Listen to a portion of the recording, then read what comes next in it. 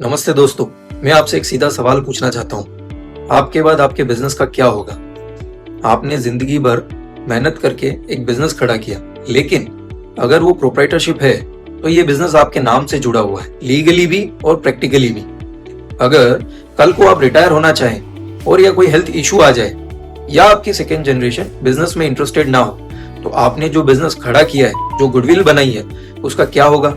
वो सब कहीं वेस्ट तो नहीं हो जाएगी? और जब आप रिटायर होने का सोचेंगे तो प्रोप्राइटरशिप फर्म में डेटर कलेक्शन और क्लाइंट कंटिन्यूटी काफी डिफिकल्ट हो जाती है, क्योंकि बिजनेस और आप दोनों सेम आइडेंटिटी होते हैं। दूसरा, जब आपका बिजनेस किसी और के हाथ में जाए, डेटर्स का कलेक्शन, क्लाइंट रिटेंशन, सब कुछ मुश्किल हो जाता है, क्योंकि नए बंदे को कोई नहीं पहचानता।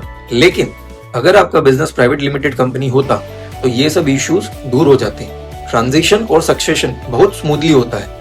इसलिए तो हर बड़ा बिजनेस गिराना कंपनी बना के ही काम करता है। प्राइवेट लिमिटेड कंपनी में सिर्फ शेयर होल्डर्स और डायरेक्टर्स चेंज होते हैं। बिजनेस की identity, GST number, bank accounts, contract सब कंटिन्यू रहते हैं। आप किसी को डायरेक्टर अपॉइंट करके भी बिजनेस चला सकते हैं और कंट्रोल आपके हाथ में रहेगा, क्योंकि शेयर्स तो आपके नाम पे हैं।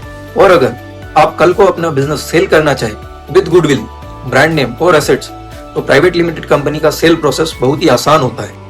सिर्फ शेयर ट्रांसफर होते हैं, बिजनेस स्मूथली ट्रांसफर हो जाता है। यानी रिटायरमेंट हो या सक्सेशन, बिजनेस रुकता नहीं। सोचिए, क्या आपने अपने बिजनेस को ऐसे स्ट्रक्चर किया है कि वो आपके बाद भी एक लीगेसी बन सके? जिंदगी भर की मेहनत का स्ट्रक्चर स्ट्रॉन्ग होना चाहिए। अगर आप चाहते हैं कि आपका बिजनेस स्ट्रक्चर वाइज भी उतना ही स्ट्रॉन्ग हो जितना आपने उसे बनाना है, तो किसी चार्टर्ड अकाउंटेंट से प्रोफेशनल गाइडेंस लेना एक समझदारी भरा कदम है। मैं हूँ सीए निर्मल जैन और ऐसे डिसीजंस में कई बिजनेस ओनर्स की मदद की है।